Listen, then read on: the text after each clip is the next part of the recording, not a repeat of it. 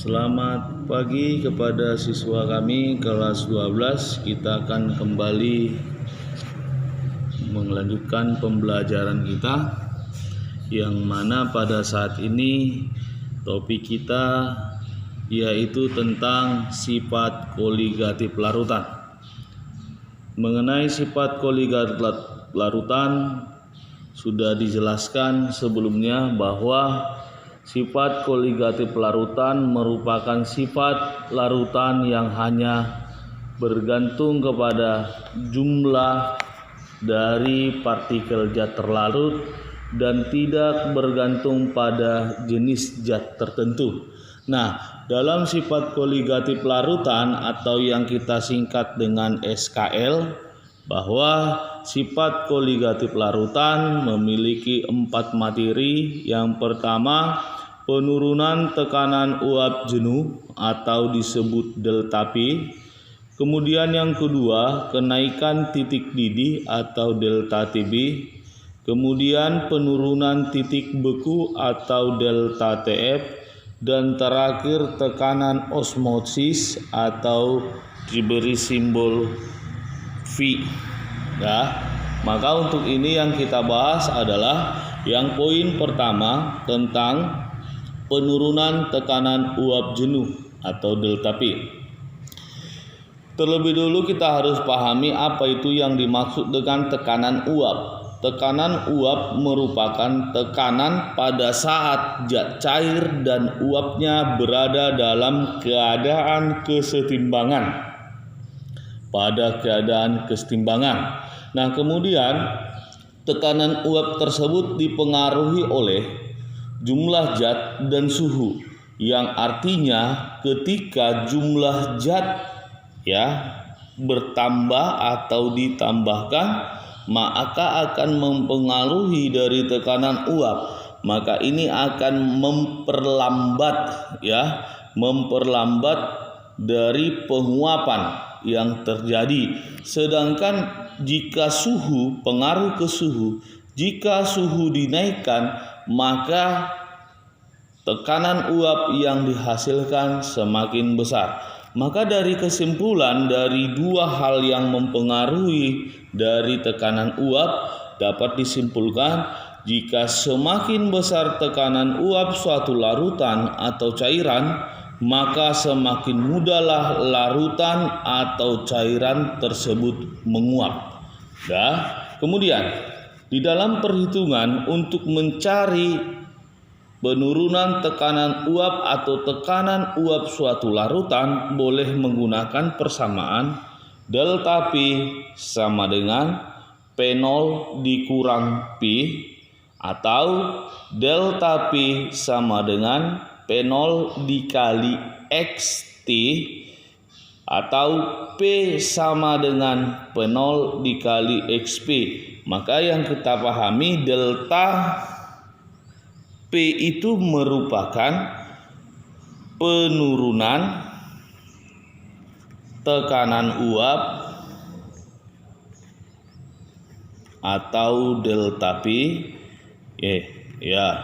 Kemudian sedangkan P0 itu adalah tekanan uap pelarut murni. P adalah tekanan uap larutan. Sedangkan untuk XT adalah fraksi mol zat terlarut. XP adalah fraksi mol zat pelarut. Nah, oleh karena itu kita akan menyesuaikan dalam soal apa saja yang diketahui dan apa yang menjadi pertanyaannya. Jadi kita ambil satu contoh. 60 gram urea memiliki MR60 dilarutkan dalam 72 gram air MR18. Jika tekanan uap air murni adalah 22,5 mm Hg, tentukanlah tekanan uap larutan. Maka kita harus perhatikan ya, karena untuk tekanan uap erat kaitannya pada fraksi mol. Pertemuan sebelumnya fraksi mol sudah dibahas. Kalaulah seandainya dikatakan 60 gram urea dilarutkan, berarti inilah zat terlarut, sedangkan air adalah zat pelarutnya. Yang diminta adalah tentukan tekanan uap larutan. Tekanan uap larutan itu berarti yang diminta adalah P. Sedangkan di sini diketahui tekanan uap air murni, berarti ini P0 22,5. Maka berarti yang kita gunakan persamaannya adalah P sama dengan P0 dikali XP. Maka P sama dengan P0 dikali XP. Tentu sekali XP ini kita cari terlebih dahulu, fraksi mol pelarut. Fraksi mol pelarut menggunakan persamaan XP sama dengan NP per NP tambah NT. Ini konsepnya yang minggu lewat. Kemudian kita cari dulu mol dari pelarut dan terlarutnya. Mol pelarut di soal adalah air.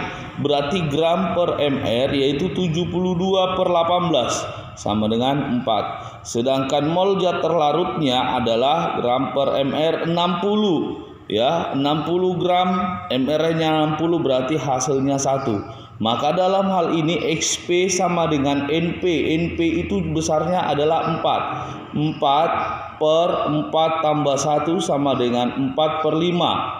Nah, hasilnya adalah 0,8. Nah, kita sudah mengetahui bahwa harga dari XP sama dengan 0,8. Maka kita tinggal memasukkan ke persamaannya. P sama dengan P0 dikali XP. 22,5 kali 0,8 sama dengan 18 mm Hg. Nah, itulah untuk konsep teori kita yang pertama ya. Nanti tugasnya akan saya kembali kirimkan. Saya ucapkan terima kasih. Selamat pagi.